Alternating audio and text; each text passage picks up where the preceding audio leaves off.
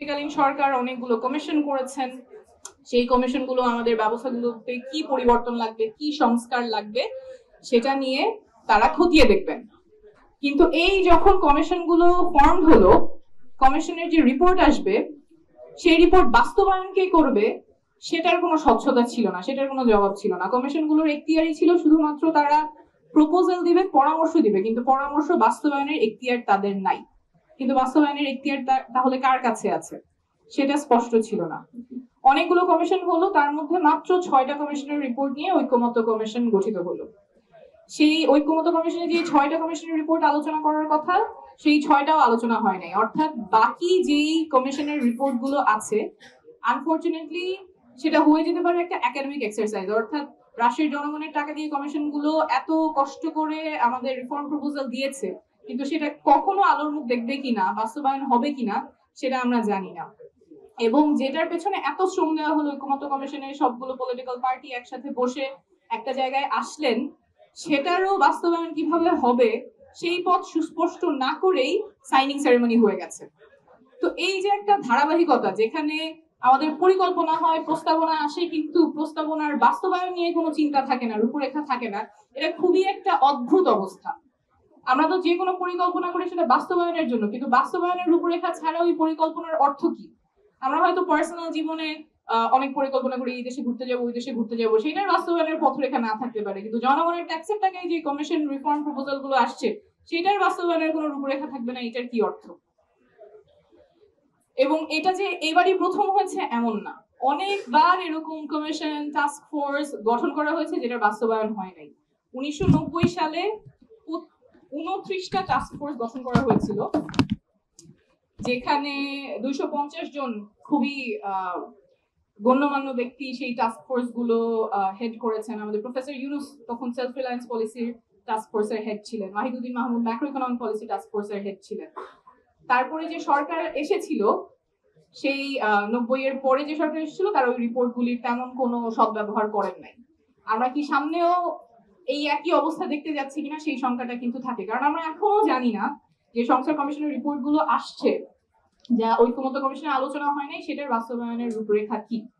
সাধারণত যে কোনো পরিকল্পনা হলে, সংস্কার পরিকল্পনা হলে, যেটা এক্সপেক্টেড, কোন সংস্কার হবে, কিভাবে হবে, কে বাস্তবায়ন করবে, কবের মধ্যে বাস্তবায়ন করবে, এবং সেই প্রয়োগকারী সংস্থা যদি অত তারিখের মধ্যে বাস্তবায়ন করতে না পারে তাহলে সেটার কনসিকুয়েন্স কি হবে, এটা সুস্পষ্ট থাকতে হবে, নাহলে তো বাস্তবায়ন হবে না। কেন বাস্তবায়ন হবে?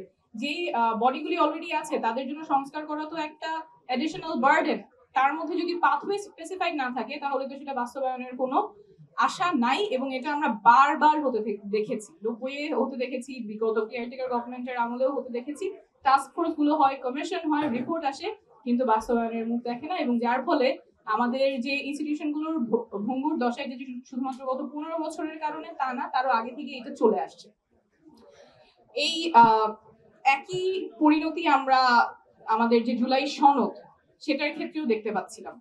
জুলাই সনদ নিয়ে এত এত ডায়ালগ, এত নেগোসিয়েশন, এত এফোর্ট, সবগুলো পলিটিক্যাল পার্টি একটা জায়গায় এসেছে যে আমাদের পরিবর্তন প্রয়োজন এবং এই পরিবর্তনে আমরা কমিট করছি, যে পরিবর্তনটা আমরা বাস্তবায়ন করবো। তারপরেও বাস্তবায়নের পথরেখা নাই, এবং বাস্তবায়নের পথরেখা না থাকার ফলে জাতীয় নাগরিক পার্টি শেষমেশ সেখানে সই করতে পারেন নাই। আমরা সই করতে চাই, বাস্তবায়নের নির্দিষ্ট যাতে পথরেখা থাকে। এবং যেভাবে আমরা যে কথাটা বলছি যে কে বাস্তবায়ন করবে, কবের মধ্যে করবে, এবং না করলে কি হবে, এইটা স্পষ্ট থাকতে হবে প্রত্যেকটা সংস্কারের ক্ষেত্রে, জুলাই সনদের ক্ষেত্রেও। এখানে কমিশন থেকে একটা প্রস্তাবনা এসেছে যে যদি নির্ধারিত সময়ের মধ্যে যে সংস্কারগুলোর কথা বলা হচ্ছে সেটা যদি না করা হয় তাহলে সেটা স্বয়ংক্রিয়ভাবে গৃহীত হয়েছে, এটা দেখা হবে। So that is one way of saying what will happen if this is not implemented.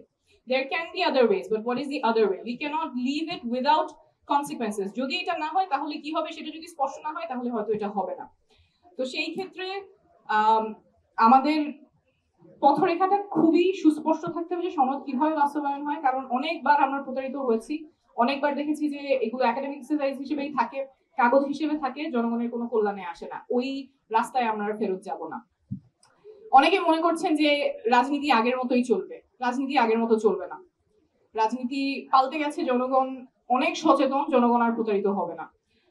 Note of dissent নিয়ে শেষ একটা কথা, জাস্ট একটা এক্সাম্পল দিয়ে বোঝানোর জন্য, যেমন আর্টিকেল 70 জাতীয় নাগরিক পার্টি চেয়েছিল আর্টিকেল 70 যাতে বাতিল হয়, কিন্তু ঐক্যমতের স্বার্থে সেখানে অনেকগুলো পলিটিক্যাল পার্টির সাথে আলোচনার সাপেক্ষে দুইটা এক্সেপশন অর্থহীন এবং অনাস্থা ভোট।